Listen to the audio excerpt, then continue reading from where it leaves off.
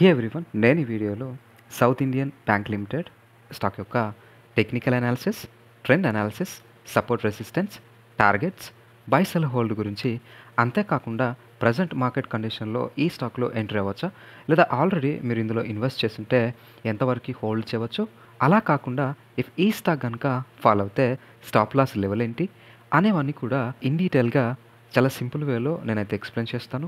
So ఈ వీడియోని end వరకు చూసి ఈ స్టాక్ యొక్క ఫుల్ ఇన్ఫర్మేషన్ని తెలుసుకోండి.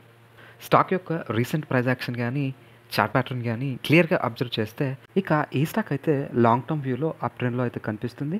కానీ షార్ట్ టర్మ్లో అయితే ఫ్లక్చువేట్ అవుతూ యాజ్ ఆఫ్ నౌ డౌన్ ట్రెండ్లో అయితే కనిపిస్తుంది.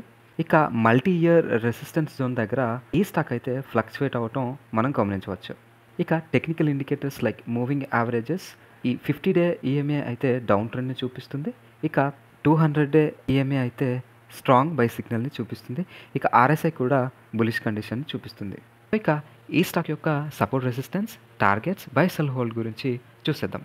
ఇక ఈ స్టాక్ యొక్క సపోర్ట్ లెవెల్స్ అయితే 24, 20 అండ్ 17. ఇక రెసిస్టెన్స్ లెవెల్స్ అయితే ఈ 29 to 32 లెవెల్ వరకు ఒక strong multi year resistance zone అయితే ఫామ్ అవటం జరిగింది.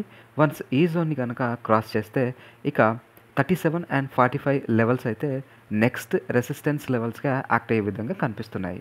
ఇక షార్ట్ టర్మ్ టార్గెట్ అయితే 32, ఇక మీడియం టర్మ్ టార్గెట్ అయితే 37 and 45గా ఎక్స్పెక్ట్ అయితే చేయవచ్చు. సో ఇక ఇందులో 2 ఎంట్రీస్ అయితే చెప్తాను. వన్స్ ఈ స్టాక్ కనుక ఫాల్ అయ్యి ఈ 24 లెవెల్ని టెస్ట్ చేస్తే ఈ ప్రైస్ లెవెల్ దగ్గర short term and long term both investors అయితే బై చేయవచ్చు. ఇక షార్ట్ టర్మ్ ఇన్వెస్టర్స్ స్టాప్ లాస్గా అయితే ఈ 20 లెవెల్ని యూజ్ చేయవచ్చు. ఇక లాంగ్ టర్మ్ ఇన్వెస్టర్స్ స్టాప్ లాస్గా అయితే ఈ 17 లెవెల్ని యూజ్ చేయవచ్చు. ఇక సెకండ్ ఎంట్రీ అయితే వన్స్ ఈ స్టాక్ కనుక ఈ మల్టీ ఇయర్ రెసిస్టెన్స్ జోన్ని స్ట్రాంగ్ వాల్యూమ్తో బ్రేక్అవుట్ ఇచ్చి రీటెస్ట్ చేస్తే ఈ లెవెల్ దగ్గర కూడా బై అయితే చేయవచ్చు. ఇక ఆల్రెడీ ఈ స్టాక్లో ఇన్వెస్ట్ చేసిన వాళ్ళు కూడా ఏ లెవెల్స్ని యూజ్ చేసుకొని ప్రాఫిట్ బుకింగ్ ఆర్ ఎగ్జిట్ అయితే అవ్వచ్చు. ఇక లాంగ్ టర్మ్ కోసం ఇన్వెస్ట్ చేసిన వాళ్ళు అయితే రైట్ నౌ హోల్డ్ అయితే చేయవచ్చు. సో ఇదండి ఈ స్టాక్ యొక్క టెక్నికల్ అనాలిసిస్. ఐ హోప్ ఈ వీడియో కనుక మీకు యూస్ఫుల్గా అనిపిస్తే డెఫినెట్లీ లైక్ చేయండి, షేర్ చేయండి అండ్ మరిన్ని వీడియోస్ కోసం మన ఛానల్ని సబ్స్క్రైబ్ చేస్తూ ఫ్యూచర్ అప్డేట్స్ కోసం మన టెలిగ్రామ్ ఛానల్లో జాయిన్ అవ్వండి. Thank you so much.